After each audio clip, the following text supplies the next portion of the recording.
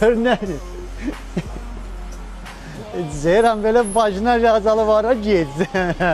Bir də sən məhəbbətin sözünə, söhbətimə qulaq al. Gör nədir? Nə ara tələsirsən? Yemin tələssən. Alo. Okey. Gəlsən xanımları getsin peşko. Gəl heç uşaq sataşı belə gəl buyur məhəbbətin maşınına. Niyə gəlmirsən Zeyran? Ay canım. Ha. Nədə? Kızı maşına mindirdin sən? Ha. Sən başını xarabdə qız mənlə də ki. Bildim səndən də. Sən xəbərin var çöldə, başada nə qədər ağzı qara adamlar var. Dedim gəlib qıza zaten sataşıb eləyərlər də. Bilsən nə qədər adamlar var ki, yaşına başına hürmət eləmdir. Saçın ortasındakı bir arıq çəlimsiz əncimə oxşuyur.